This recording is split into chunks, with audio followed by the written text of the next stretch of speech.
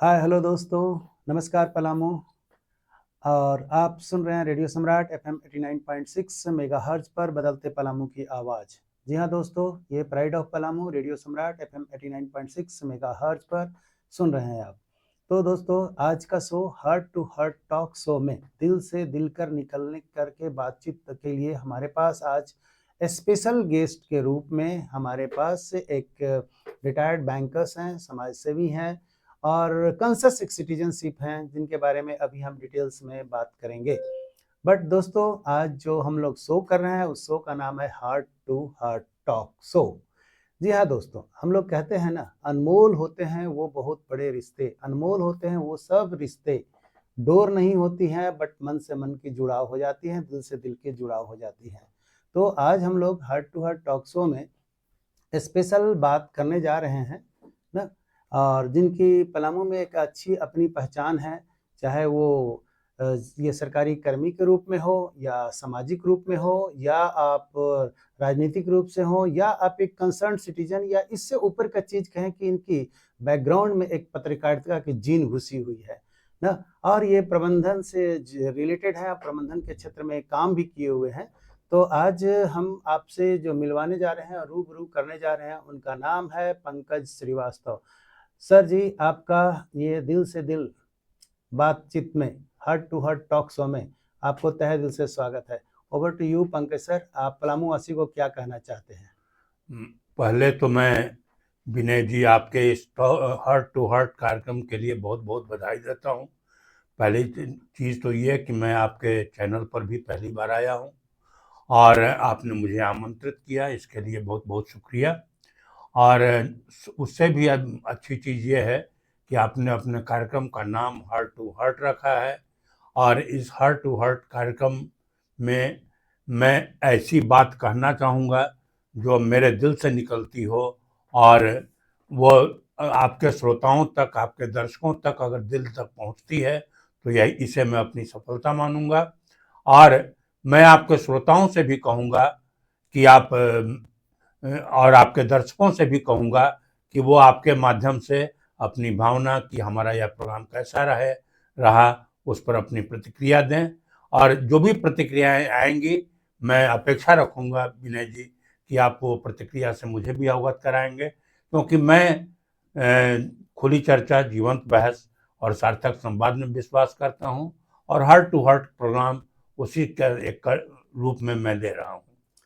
जी हाँ सर जी, तो आज हम लोग का प्रोग्राम है बहुत अनमोल होते हैं, बहुत अनमोल होते हैं दिल से दिल के, कोई डोर नहीं फिर भी बंध जाते हैं सारे रिश्ते और सारे मन। तो जी, हम अपने गेस्ट पंकज श्रीवास्तव सर से कुछ बातें करने जा रहे हैं। इनके बारे में हम बोलें तो अभी तो ये रिटायर्ड बैंक कर्मी या बैंक कर्मी कहें कि ये बैंक मैनेजर से रिटायर्ड किए हैं पलामू के क्षेत्रीय ग्रामीण बैंक से। साथ में ये फ्रीलांस जर्नलिस्ट हैं। इनके साथ कितना प्रतिभा जुड़ा हुआ है ये तो खुद बताएंगे, लेकिन मेरे को जो देखने से समझने से इनको जितना भी देर मैंने मिला, जहाँ भी उनसे मेरे को समझ में आया कि एक जर्नलिस्ट के रूप में खासकर इनका मैं पोस्ट पढ़ते रहता हूँ तो बड़ी धमाल के ये पोस्ट लिखते रहते हैं और टू दी पॉइंट और सटीक लिखते हैं और साफ साफ लिखते हैं, जो एक जर्नलिस्ट का मतलब एक एजुकेशन में पड़ा हुआ रहता है कि अच्छा ये अगर जर्नलिस्ट है तो ये पॉइंट पर एनालिसिस बड़ी तगड़ी होगी। साथ में इनको कहेंगे सोशल एक्टिविस्ट हैं, सोशली काफ़ी एक्टिव रहते हैं और हर तरह के कार्यक्रम में ये एक्टिवली पार्टिसिपेट करते हैं और जहाँ पर होता है हेल्पिंग हैंड अपना एक्सटेंड करते हैं। तो इनका ये जो प्रतिभा है, इन प्रतिभा में कई आयाम है। उस आयाम में एक हम लोग यूँ कहेंगे concern citizen and concern citizen का हम लोग बात करते हैं ना, कंसर्न एंड कंसर्न सिटीजन है कि अगल बगल क्या हो रहा है, इनकी ये पूरी देख रहती है, परख रहती है, उस पर कमेंट रहती है, उस पर चर्चा भी करते हैं, उस पर एनालिसिस भी करते हैं, पॉइंट ऑफ व्यू भी रखते हैं और बड़ी साफ ढंग से और सटीक ढंग से रखते हैं। तो सर, थोड़ा सा हम चाहेंगे कि अपना परिचय खुद दे दें, उसके बाद हम आगे बढ़ते हैं आपके लिए। विनय जी, ऐसा है कि मेरी पहली पहचान तो पलामू में एक सेवानिवृत्त ग्रामीण बैंकर की ही है, लेकिन जब आपने मेरे प्रबंधन एक्सपीरियंस, तो प्रबंधन मेरा पेशा ही नहीं, एकेडमिकली भी मैंने प्रबंधन किया है। मैं शायद अपने जनरेशन का रेयर व्यक्ति होऊंगा जो कि एमबीए भी है और बैचलर ऑफ जर्नलिज्म है। वह इस संदर्भ में मैं महत्वपूर्ण बता रहा हूँ कि जिस समय मैंने ग्रेजुएशन किया था उस समय एमबीए और बैचलर ऑफ जर्नलिज्म की पढ़ाई बिहार झारखंड के इलाके में कहीं नहीं थी। एक सिर्फ मुजफ्फरपुर में एक संस्थान था और रांची में एक Xavier Institute of Social Services था। हाँ, XLRI जमशेदपुर भी था। 3 जगह ही मैं कह पाऊंगा। लेकिन आज जितना मैनेजमेंट के पढ़ाई की गुंजाइश है बीबीए और एमबीए का, वैसा उस जमाने में नहीं था। तो अपने जनरेशन का मैं रेयर व्यक्ति हूँ जो एमबीए भी है और बैचलर ऑफ जर्नलिज्म भी। लेकिन अगर मैं पहले ही कह रहा हूँ कि आप नॉलेज एकेडमिकली अचीव कर ले, अगर उसको प्रोफेशनली ट्रांसफॉर्म नहीं कर पाते हैं तो फिर आपके नॉलेज का कोई मतलब नहीं रह जाता है। तो मुझे अपने प्रोफेशन में भी अपने इस नॉलेज को ट्रांसफॉर्म करने का 35 वर्षों तक मौका मिला पलामू में। और एक जर्नलिस्ट के रूप में मैं पहले भी लिखता रहा हूँ, अब सेवानिवृत्त हूँ तो ज़्यादा लिखता हूँ। मुझे यह सौभाग्य प्राप्त है कि एक महीने में मेरे 100 आर्टिकल छपे। 100 आर्टिकल का मतलब ये संभव नहीं है कि एक व्यक्ति 100 आर्टिकल एक महीने में लिख दे, लेकिन अगर एक आर्टिकल मैं लिखा और वो 10 अखबारों में छपा तो उस लिहाज से कहें तो मेरे 100 आर्टिकल भी किसी किसी महीने में छप जाते हैं। और यह मैं आज स्वतंत्र पत्रकार के रूप में भी अपनी भूमिका से पूर्णतः संतुष्ट हूँ। जी हाँ सर जी, आपने अपने बारे में जो परिचय दिए हैं, हाँ, तो इस बारे में लोगों को थोड़ा प्रेरणा लेने की जरूरत है। लेकिन विनय जी, मैं 1 मिनट के लिए आपको इंटरवेन करूंगा। हाँ, मैं चाहे एकेडमिकली कुछ भी अचीव करूं और मैं प्रोफेशनली चाहे जो जितना भी ऊंचा गया हूं, लेकिन मैं मूल रूप से एक सामाजिक कार्य करता हूं। 73 में मैंने मैट्रिक पास किया था। 74 से जेपी मूवमेंट शुरू हुआ था। तो जेपी मूवमेंट तो अपने आप में एक पॉलिटिकल मूवमेंट के रूप में आ गया था, लेकिन एक राजनीतिक कार्यकर्ता के रूप में मैंने अपनी जिंदगी 1977 में ब्रेक कर दी थी। लेकिन उसके बाद मैं सामाजिक रूप से एक जागरूक व्यक्ति रहा और सामाजिक मुद्दों पर जब भी मेरी जरूरत महसूस किसी ने की, मैंने अपनी सेवाएं उपलब्ध कराई हैं। ये मेरा सौभाग्य है। बहुत अच्छा सर। ये जो अभी हम बात जो आपसे सारी जो सुने, हम नए जनरेशन की ये बोलते हैं कि आप उस समय बहुत सा चीज़ सोचे जो आज जनरेशन में सोच रहा है कि एक डिग्री के बाद दूसरा, दूसरा के बाद तीसरा, और हम लोग इस तरह से डिग्री कॉम्बिनेशन करें कि सतरंगी हमारी कैरियर बने। ये तो आपने पत्रकारिता लिया, जो सोशली अवेकेंड एंड कंसर्न होते हैं वो इस फील्ड में ही वेंचर करते हैं। पहला बात तो ये है। दूसरा है मैनेजमेंट, जो अपने आप में बहुत इंपॉर्टेंट है, चाहे मैनेजमेंट रिसोर्सेज का हो या मैनेजमेंट ह्यूमन बीइंग्स का हो, किसी का भी मैनेजमेंट हो, बहुत ही इंपॉर्टेंट पार्ट है, जो आपने बखूबी इस चीज़ को बैंकिंग के सेक्टर में जाकर के निभाया है, जो आपका कार्य प्रणाली बोलता है। और बहुत सारे ऐसा आपके जो जिसको आपने बैंकिंग में रहते हुए मदद की है, वो आपके एग्जाम्पल्स हैं, वो हम आपसे सुनेंगे। लेकिन हमारा ये जो कहना है, आपका कर्म भूमि और जन्मभूमि, तो जन्मभूमि तो रही बिहार ना, आपका हमको लगता है कि पैतृक संपत्ति, पैतृक घर भी बिहार ही है, राइट। तो लेकिन हम लोग ये बात कहेंगे कर्म भूमि अब पलामू बन गया ना, तो ये भी एक सोचने वाली बात है कि आप एजुकेशन के बाद में आए या और किसी तरह से माइग्रेशन होने का यहाँ मौका मिला कि आप पलामू आए कैसे? आपने अच्छा सवाल किया है विनय जी। मैं पटना में पैदा हुआ, पटना में पला बढ़ा, लेकिन पारिवारिक रूप से मेरा पैतृक गांव पटना और आरा के बीच में एक स्टेशन है कोइलवर, और कोइलवर से 4 किलोमीटर दूर। थोड़ा सा सर रोकना चाहेंगे कि पटना में जो पढ़ने का तौर तरीका था उस समय सरकारी सिस्टम था या फिर कुछ प्राइवेट का चक्कर में? नहीं, मैं बिल्कुल मिलर स्कूल का विद्यार्थी रहा। अच्छा। मिलर हाई स्कूल जो आज की तारीख में एक स्वतंत्रता सेनानी के नाम पर देवी प्रसाद चौधरी हाई स्कूल है, राइट। उस स्कूल से मैंने मैट्रिक पास किया था। फिर एन कॉलेज से मैंने इंटर किया और कॉलेज ऑफ कॉमर्स से मैंने बीएससी किया था। और इस क्वालिफिकेशन को लेने के बाद मैं प्रोफेशनल लाइफ मैंने शुरू किया। 23 वर्ष की उम्र में अपना सासाराम से बनारस की ओर आप चलेंगे तो एक शिवसागर ब्लॉक है, वो शिवसागर इस मामले में ऐतिहासिक है कि जब क्षेत्रीय ग्रामीण बैंक का कॉन्सेप्ट आया, अवधारणा आई, तो बिहार झारखंड में ग्रामीण बैंक की पहली शाखा शिवसागर में ही खुली थी और मैं शिवसागर में 1 साल तक मैंने कैशियर के रूप में काम किया। फिर उसके बाद मैं कोलकाता गया, बनारस स्टेट बैंक लिमिटेड में प्रोफेशनली अफसर होकर के, और ये पलामू क्षेत्रीय ग्रामीण बैंक की जिसकी चर्चा आपने की, वो प्रोफेशनली मेरा तीसरा सर्विस था।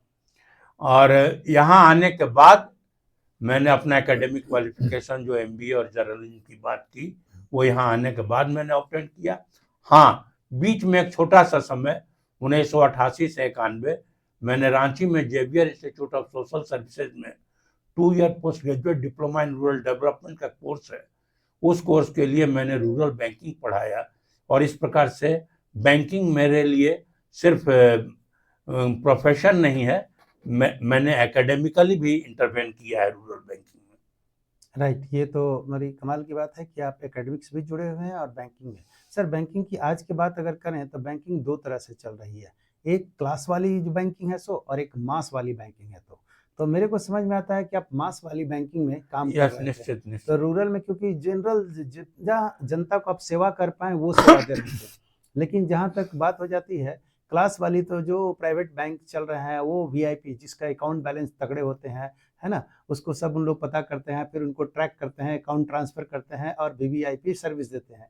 लेकिन जहाँ तक क्लास वाली बात है तो आप क्लास बैंकिंग में, जब खासकर ग्रामीण बैंक का जो कॉन्सेप्ट है, उस कॉन्सेप्ट में एक डायलॉग जो आता है, आदमी हूँ आदमी से प्यार करता हूँ, कहीं ना कहीं आपको ये हिट कर रहा होगा, तभी तो आप गए होंगे ग्रामीण बैंक में और ग्राम में जा करके और लोगों को अपना ग्राम बैंकिंग सिस्टम को बताना, क्योंकि आज तो अवेकेंड लोग हैं, आज तो जागरूक लोग हैं, लेकिन जिसमें आप आए होंगे उस समय का सिनेरियो कुछ और होगा। विनय जी, आप यह समझें कि ग्रामीण क्षेत्रों में पूरे कमिटमेंट से काम करने के इंटरेस्ट से ही मैं पलामू आया, वरना मैं उस समय हिंदुस्तान के सबसे बड़े शहर कोलकाता और कोलकाता के सबसे बड़े बैंकिंग बाजार डलहौजी में मैं बनारस स्टेट बैंक लिमिटेड में प्रोफेशनली अफसर था, और वहाँ से छोड़ करके मैं पलामू आया था 1983 में।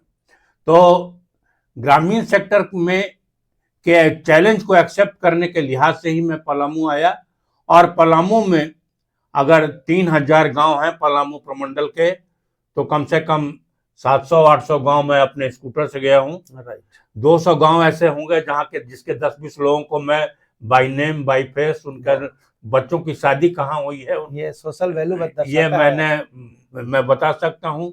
और मैं बहुत फख्र के साथ कहूँगा कि पलामू में कम से कम 50 गांव ऐसे होंगे जहाँ पर रात में भी लोग मेरी आवाज़ पहचान लेंगे। वाह, ये तो बहुत अच्छी अचीवमेंट है। आज के डेट में जॉब में नहीं कर पाते हैं लोग, मतलब ये आपका यूं कहेंगे, हम लोग कहते हैं ना कि प्रतिभा आपको टॉप तक ले जाएगा, शीर्ष तक ले जाएगा, लेकिन शीर्ष तक कब तक बने रहेंगे ये डिपेंड करता है आपका व्यवहार क्या है। सर, तो आपने सबसे इम्पोर्टेंट क्या किया कि आपने अपना प्रतिभा से नौकरी तो ले लिया, लेकिन अपनी व्यवहार से जो अपना ताना बाना और इक्वेशन बना के लोगों के दिल में जगह बनाया ना, यही heart to heart talk show का एक कहानी है और इसमें आप एकदम फिट बैठते हैं। सर को एक पर्सनैलिटी का एक और भी अहम पार्ट है जो कि मैं कुरेदना चाहूँगा और पूछना भी चाहूँगा। नंबर 1, इनको लोगों से, नए नए लोगों से मिलने का और अपनी दोस्ती और फ्रेंडशिप एक्सटेंड करने का इनको एक बड़ा लगता है कि शौक है, इंटरेस्ट है और बड़ा अच्छा इंटरेस्ट है। आदमी हूँ आदमी से प्यार करता हूँ ना, हम एक हाथ दोस्ती का बढ़ाते हैं तो सर्टेनली दूसरी तरफ से दोस्ती का ही हाथ बढ़ेगा ही, क्योंकि ये लॉ ऑफ रिफ्लेक्शन यही करता है कि जिस तरह से हम बिहेव करेंगे उस तरह से मेरे पर रिटर्न में आने वाली है।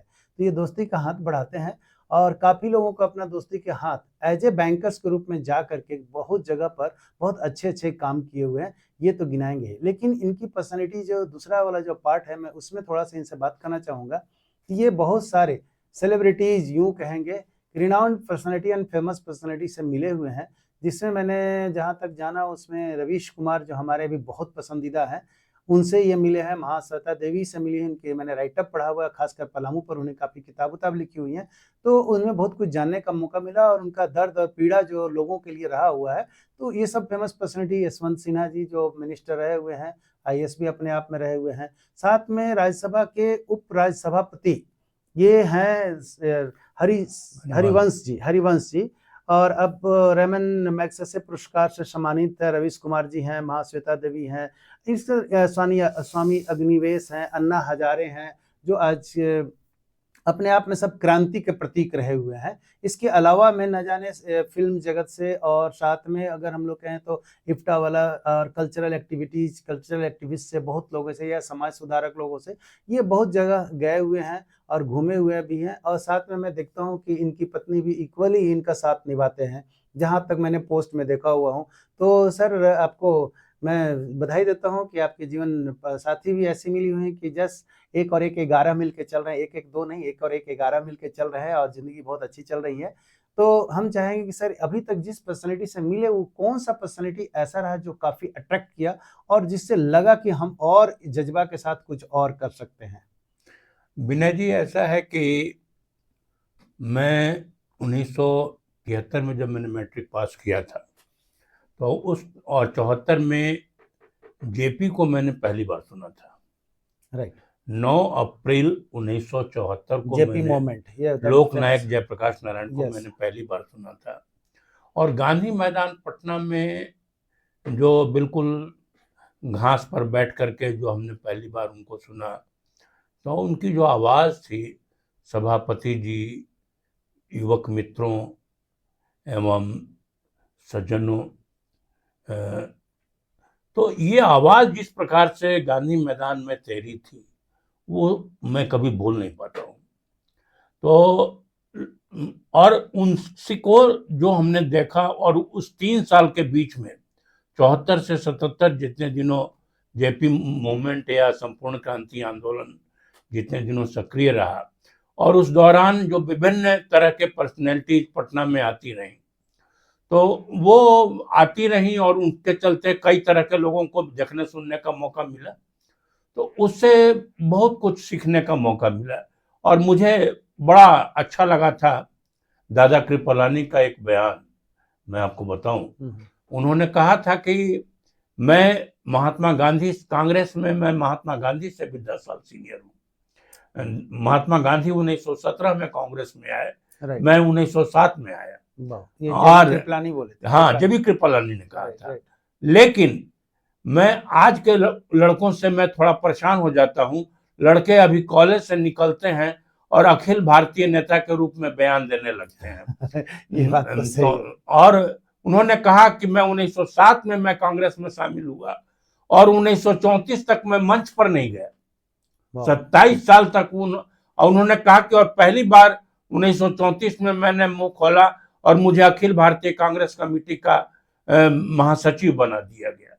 तो दादा कृपलानी के इस बात से मुझे बहुत अच्छा लगा कि सार्वजनिक जीवन जो है सो आपाधापी की चीज नहीं है, वो बहुत धैर्य की चीज है। और वो चीज मैंने अपने जीवन में उतारने की कोशिश की। आज भी मैं बहुत, ठीक है, मोबाइल का जमाना है और मैं अब जिस चीज जहां भी जाता हूं उसको मोबाइल के फोटो ले लेना चाहता हूं, लेकिन कभी मैं कैमरा से भी और धक्का करके आगे अपना चेहरा दिखाने की आदत मैंने नहीं देखी, मैंने नहीं रखी। फेस वैल्यू बढ़ाने का जो होड़ लगी हुई हाँ, है, वो फेस चमकाने का हम लोग बोलते हैं। हाँ, तो उसमें नहीं, वो रेट रेस में मैं कभी नहीं। राइट। और अब आपने जो सवाल किया कि सबसे ज्यादा मैं किनसे प्रभावित रहा, तो निश्चित रूप से मैं इसमें 2 व्यक्ति एकदम व्यक्तिगत जिंदगी में अगर कहिए तो मैं अपने गॉडफादर डॉक्टर ए.के. सेन से बहुत प्रभावित रहा। राइट। और पब्लिक लाइफ में लोकनायक जयप्रकाश नारायण से मैं सबसे ज्यादा प्रभावित रहा। वर्तमान समय में सर अगर हम बात करें जिनसे अभी आप मिले और वो अभी धरती पर हैं। अच्छा, और इस तरह से अगर आप कहें,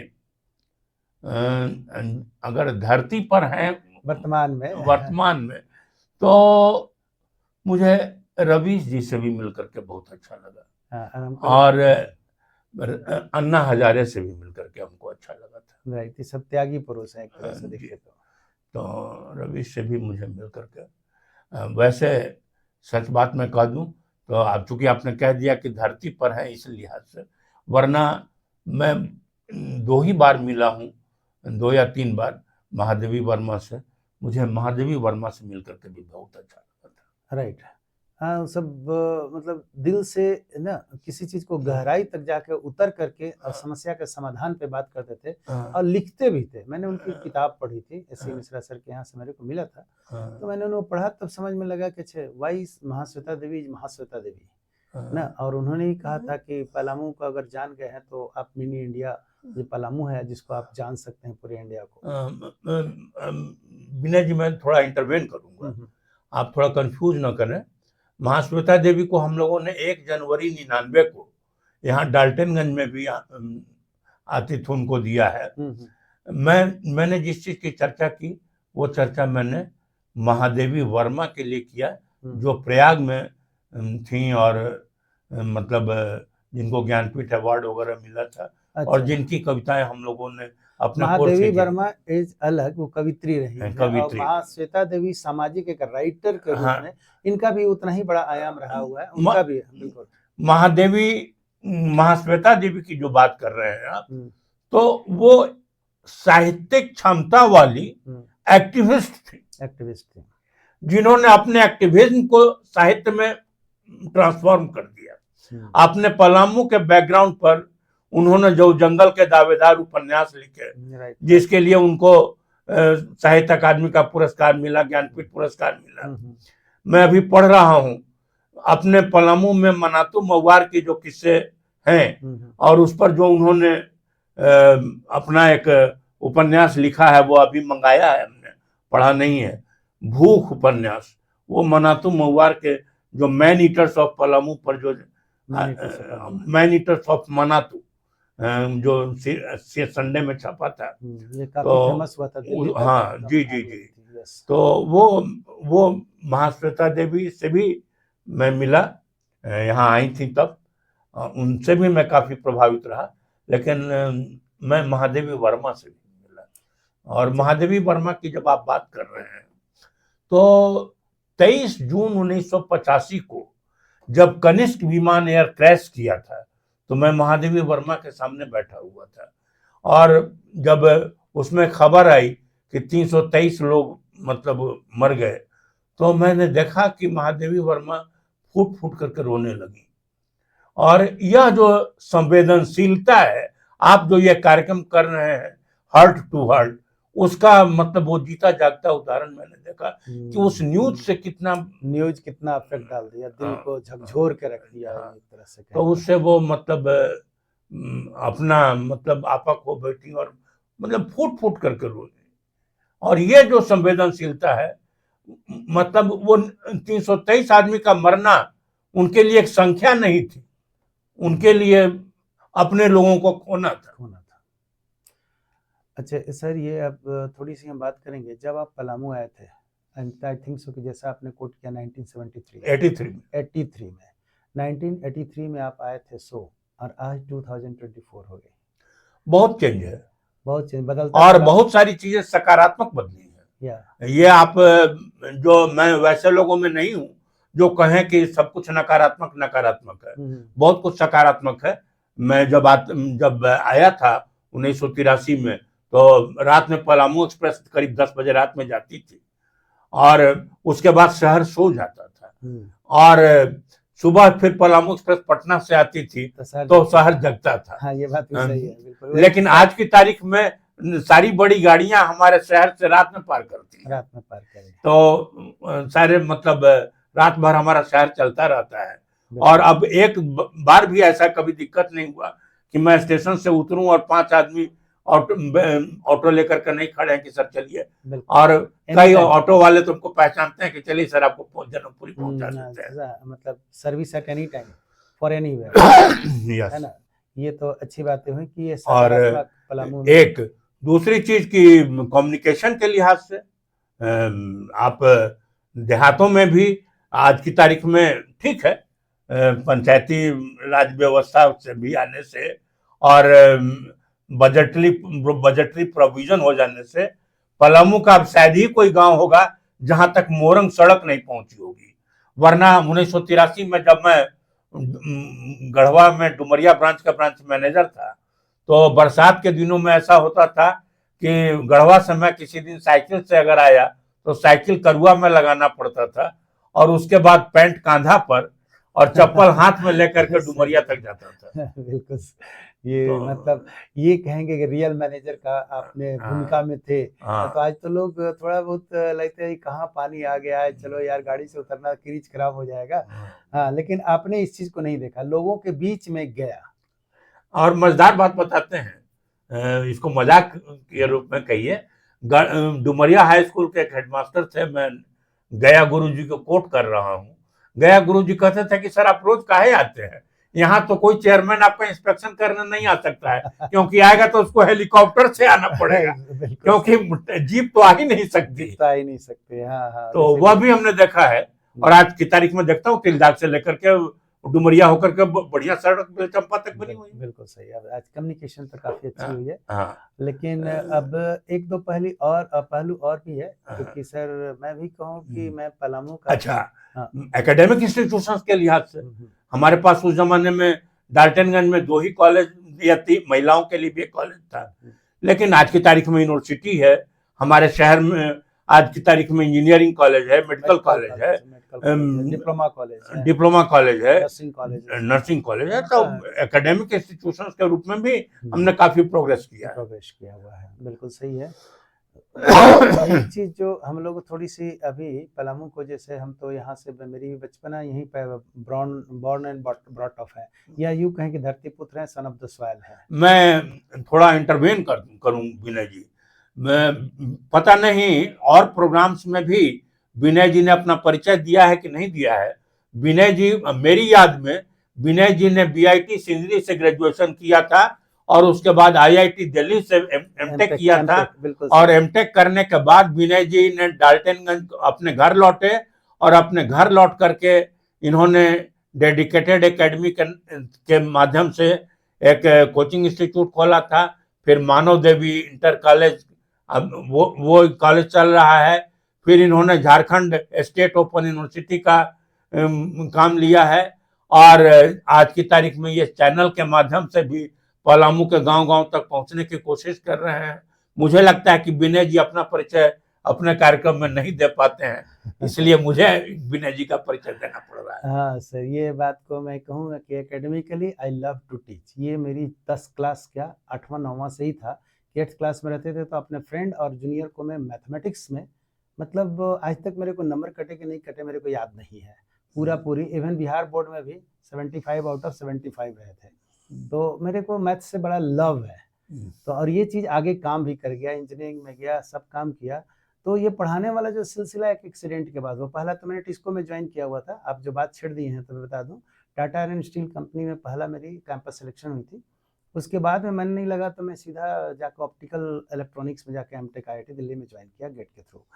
अब वहाँ भी जब पढ़ लिया तो मेरे को पढ़ाने का इतना अच्छा शौक था कि सिविल सर्विसेज में कुछ उतार चढ़ाव इस तरह से हुए कि शॉर्टकट में एक ऐसी परिस्थिति बनी कि हमें पढ़ाने का मौका मिला। तो फिटजी मैंने पहला कालूसराय में ज्वाइन किया था। 3 महीना पढ़ाया फिटजी में, तो नाम हो गया। नॉलेज होता है तो नाम स्प्रेड हो जाती है।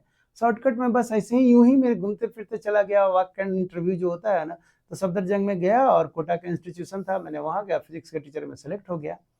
और 3 साल के अंदर में मतलब एक नाम इतना कमाया कि आवरली पेमेंट शुरू हुआ।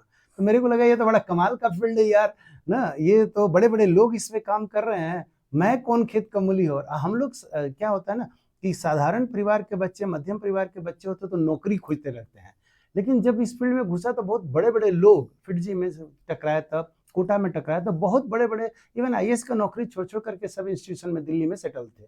तो मेरे को लगा कि मैं गलती से लगता है सही जगह आ गया हूँ। कोटा में 3 साल पढ़ाया सर मैंने, और उसमें काफ़ी सैलरी हैंडसम थी जो आज हम लोग सोच नहीं सकते थे, लैक्स में थे सब।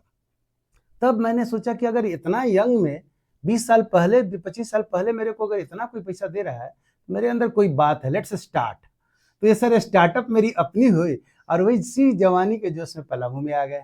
और पलामू में आया तो ये अपना होम टाउन में सेवा करने का मौका मिला और एक लंबी लकीर मैंने खींचा हुआ।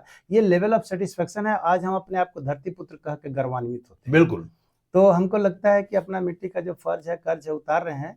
और इस मिट्टी के फर्ज उतारने में एक कमी मेरे को सर महसूस हुई थी ना, और वो कमी मैं बता रहा हूँ, दिल में जो टीस था, और वो टीस अपने स्कूल को जो मैंने दिया था, डेडिकेटेड प्रीमियर स्कूल, डीपीएस का नाम, उस स्कूल से शायद जो सपना आज तक मैंने पलामू में पूरा नहीं किया वो पूरा होने वाला है। आज तक सपना सर क्या नहीं पूरा हुआ, तो मेरे हाथों से ही कोटा और दिल्ली में रैंकर पैदा होते थे जेई और नीट में। तो मेरे को लगा कि यार हम में कमी नहीं है, हमारा ही हाथ से जेई और नीट में अगर वहाँ रैंकर पैदा हुए तो ऐसा क्या पलामू में हुआ कि मेरे हाथ से रैंकर पैदा नहीं हुआ, या कोटा दिल्ली जाके भी रैंकर पैदा नहीं हुआ। कम्पीट किया, रैंकर नहीं बने। तो ये दिल में हमेशा टीस करता था कि यार क्या करें क्या करें। तब लगा कि नहीं, स्टार्ट फ्रॉम द स्क्रैच।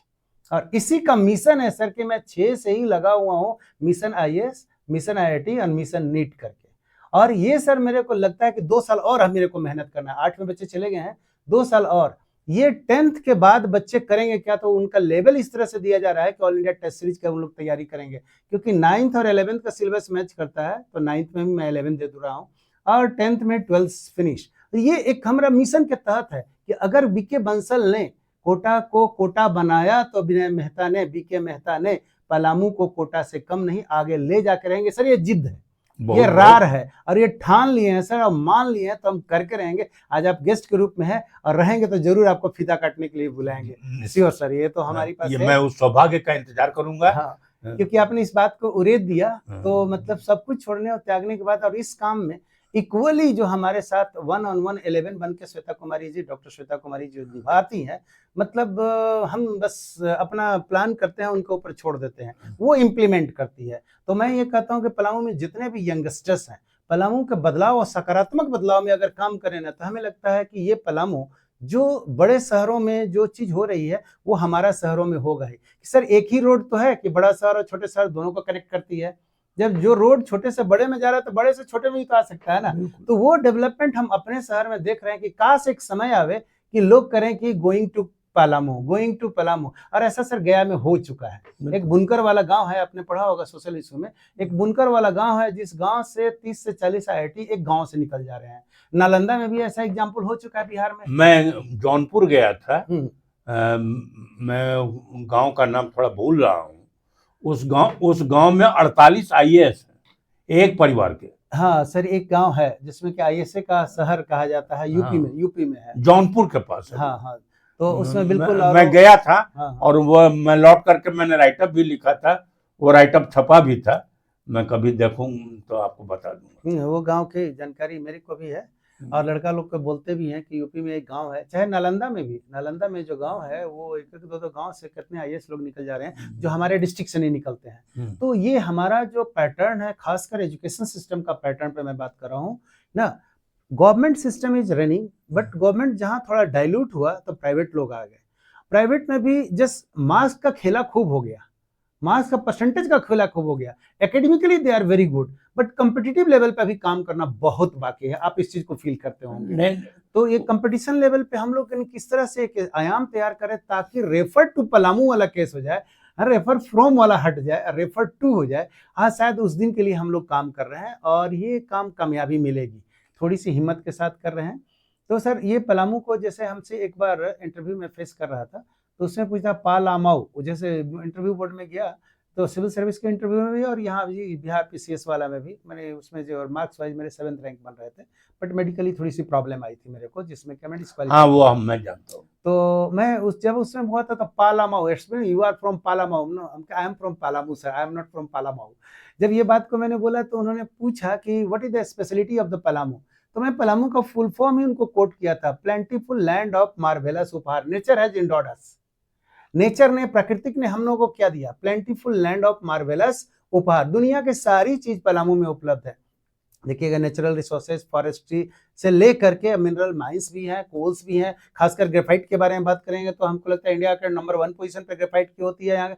अब ग्रेफाइट नहीं माइनरी हो रही है, माइनिंग नहीं हो रही, तो ये हमारी दोष है ना, लेकिन हम लोग यहाँ पर बहुत मामले में नंबर 1 पे हैं। बट अगर इसी चीज को सर देखे तो हमको उस समय बताए थे तो बोला कि क्या प्लेंटीफुल लैंड ऑफ मार्वेलस उपहार तो मानते हो ये है? हम के साथ थोड़ा मिसफॉर्चून ये है कि पैसिव लैंड ऑफ मिसयूज्ड उपहार ये बन गया है ना। तो इसके पीछे बहुत सारे लोगों का काम है, बट हम लोग ये कहते हैं कि हम लोग सर पॉजिटिव माइंडसेट के आदमी हैं।